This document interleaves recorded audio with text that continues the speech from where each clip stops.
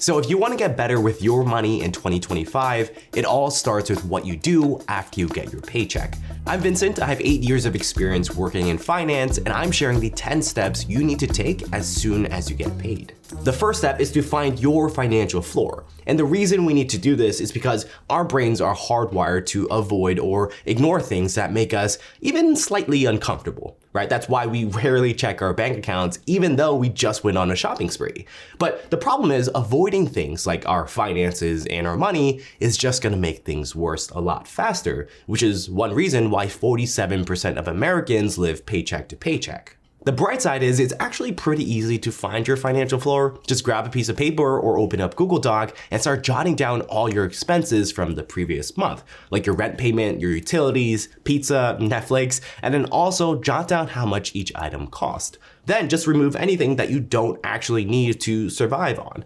And yes, that means removing Netflix, your pizza, and the fancy avocados you bought. Afterwards, you should just be left with a couple things, like your housing, which could be your rent or your mortgage payments, which you want to be less than 30% of your income, your groceries and your food, which should be about 10% of your income, and then also your insurance and your utilities, like your internet, your cell phone, and electricity bills. That should be about 10% as well. Whatever you end up with, that total cost becomes your financial floor, and you want to aim to keep it under 50% of your total income. And if it's over, just look for easy opportunities to swap for less expensive options. I like to use subreddits like Dupes for Everything and Frugal for this part. Step 2 is to build or rebuild your emergency fund. A 2024 Bankrate study found that 56% of Americans can't afford an unexpected $1,000 expense, and 27% have no emergency savings at all. But there's this thing called the Murphy's Law that basically says everything that can go wrong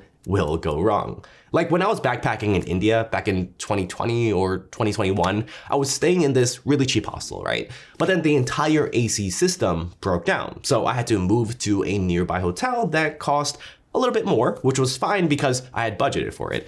But what I didn't budget for was someone stealing my computer, my camera, and my headphones while I was in the process of switching to the hotel. Replacing all that took out a good chunk of my emergency fund, but it was that emergency fund that gave me my peace of mind. Because if I didn't have that amount of money, then I probably would have been freaking out the entire time and it would have ruined the rest of my trip. Now, the rule of thumb is you want your emergency fund to cover around 6 months of your financial floor. So if your needs are $3,000 a month, then you need to save about $18,000 for emergencies. And by the way, if you want to learn how you can save $1,000 this month without changing your lifestyle or pinching pennies, I'm hosting a completely free 5-day 1K savings challenge starting January 6th, where we cover the best saving strategies, tips, and resources that actually work. It's completely free. If you want to check it out, link below or scan the QR code. If you get to the website and it says no longer available, then unfortunately we already reached capacity. Also, it's best to keep your emergency fund in a separate bank account so you're not tempted to spend it. A great option is a high yield savings account. Currently, my HYSA is, I think, paying me around 5% interest a year, which is definitely better than my everyday checking account, which is around 0.01%. Next, you want to focus on paying down any debt with more than 7% interest rate. And you want to prioritize these debts first before you invest your money because it's like a guaranteed return on your money. Now, typically, if someone tells you that you can make a guaranteed return or a guaranteed profit, then I'd say block them because they're trying to scam you, but in this case, it's actually true. For example, let's say you invest in the stock market, which has an average of a 10% return a year. That's great, but what if you could have a guaranteed 25% return by paying off your high interest debt that's eating up your cash flow every month? So let's say you have 10K debt on your credit card with a 25% interest rate. You're gonna end up paying $2,500 in interest. That is money straight out of your cash flow, out of your pocket, that goes to the credit card company, which prevents you from saving and investing as much as you could, right? It's like trying to put gas in your car while knowing you have a hole in your gas tank that is leaking gas. In that case, your first priority should be to fix that leak. So if instead of investing that 10K and you use that money to pay off your credit card today, you just saved yourself from paying that $2,500 in interest, which is like getting a guaranteed return of $2,500 in bonus or earning a 25% return in the stock market on 10K. So you definitely want to prioritize paying off your high interest debt before you start investing. The next step in your paycheck routine is to max out your employer's 401k up to the employer's match, which is the closest thing to free money as you can get. And according to Vanguard, around 46% of employees with 401ks don't contribute enough to get their full employer's match, which is basically like your boss offering you a raise and you say, nah, I'm good. A common 401k match structure is a 50 to 100% contributions up to 6% of your salary. So let's say you make $60K a year, right? And your employer matches 100% of your contributions up to 6% of your salary. That means if you contribute 6% of your salary or 3.6K, then your employer is gonna throw in another 3.6K. That is an instant 100% return on your money. But if you're only contributing 3% of your salary, you're leaving half the match or 1.8K on the table. And what I think is fascinating because of compound interest, if you use that money and invest in the S&P 500 index fund and assume a 10% annual rate of return, that 3.6K match each year could grow to over $650,000. And that's just the free money, right? We're not counting your own contributions. And we're also assuming you're not getting additional pay raises, which, let's be real, you're probably gonna get a pay raise. But the great thing is any 401k contributions you make is with pre-tax money, meaning it lowers your taxable income. So if you earn 90K a year and you max out your employer's match with 3.6K in contribution, you'd only pay taxes on about 86.4K of your salary. So you wanna check out your company's 401k policy and how much they match so you can max it out. The next step is to max out your Roth IRA. And unlike the 401k where contributions are pre-tax, with a Roth IRA, contributions are post-tax, meaning you can only contribute money that you already pay taxes on. The advantages of a Roth IRA is that you don't have to pay any taxes on your earnings or your contributions when you retire. Meaning if the investments in your Roth IRA account grow to, let's say, $20 million, right? You could withdraw that $20 million tax-free. And while the Roth IRA is technically a retirement account, it actually lets you withdraw money from the principal or how much you originally contributed whenever you want. But you do want to avoid doing this because it's not the smartest financial move. In 2025, you can contribute up to 7K in your Roth IRA, and if you're older than 50, you can contribute up to 8K. But one thing a lot of people forget about is you can only contribute to a Roth IRA if you make less than a certain amount of money. For 2025, it starts phasing out at around 150K if you're a single filer or 236K if you're a married couple. Now, if you do make more than this, then you want to look into backdoor IRAs. The next step is you want to contribute to any other tax advantage accounts that you might have access to depending on your lifestyle and your goals. For example, I had this thing called an HSA or health savings account, which I maxed out for years because of its rare triple tax benefits. But the thing is you can only qualify for a HSA plan based on your health insurance, so that's something you want to double check. Some other tax advantage accounts you want to look into to see if it fits your lifestyle is the 529 plan, 403B, 457B, FSA, or ESA accounts. This step is also where you might want to contribute any additional money to your 401k plan beyond the employer's match.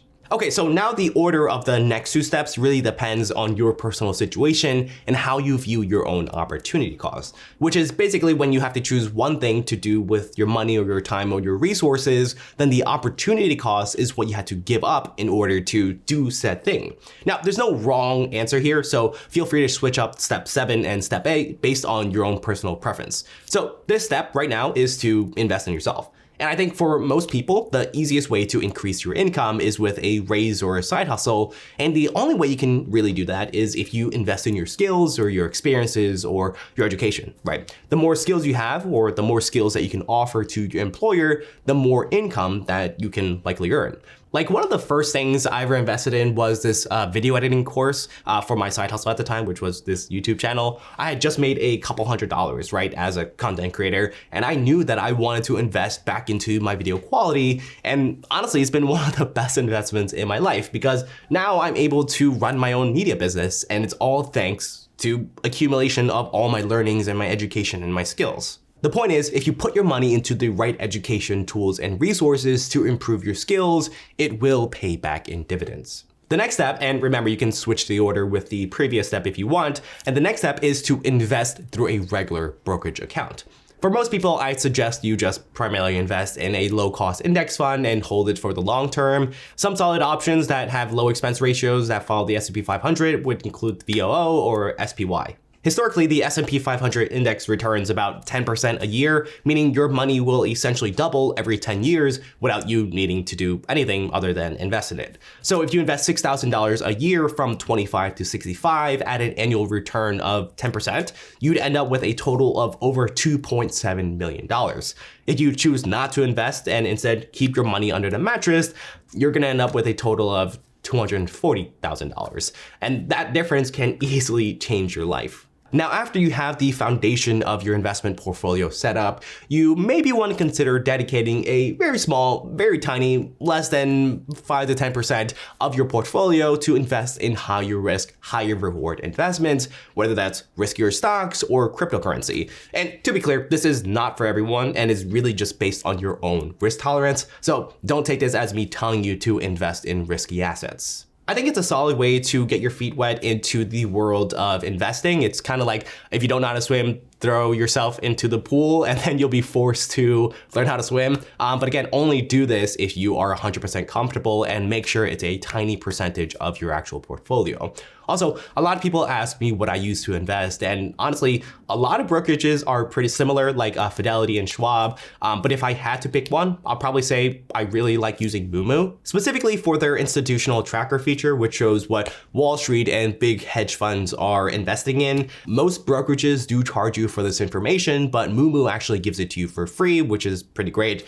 So if you're interested in Moomoo, if you sign up with my link down below and you make a qualified deposit, you can get up to 15 free stocks. Plus there's a limited time 8.1% APY on uninvested cash for the first 3 months. So if you're interested, click the link below or just scan the QR code on the screen.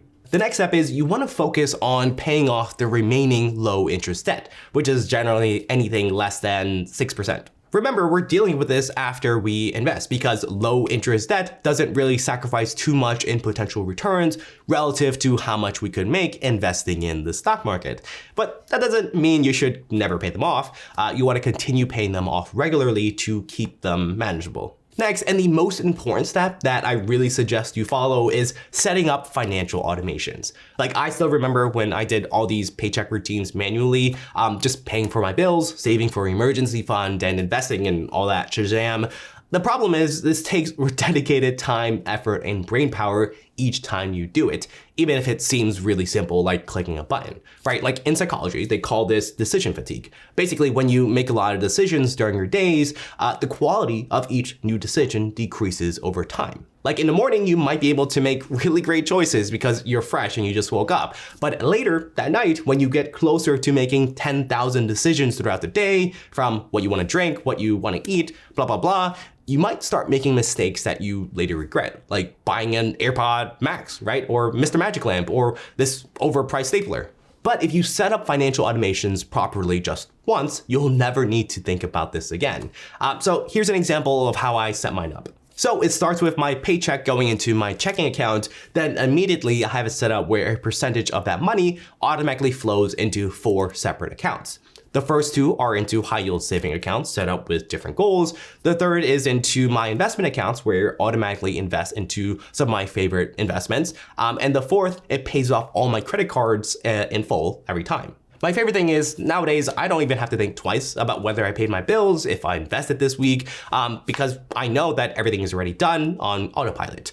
And that kind of leads me into something that you've got to start accepting. And it's that even if you're doing all of these steps, sometimes you still might feel like you're still missing something. So I achieved financial freedom in my late 20s, but honestly, if I had known these 7 lessons, then I probably wouldn't have gotten there a lot sooner. So click here to find out what I would tell my younger self if I were to start over.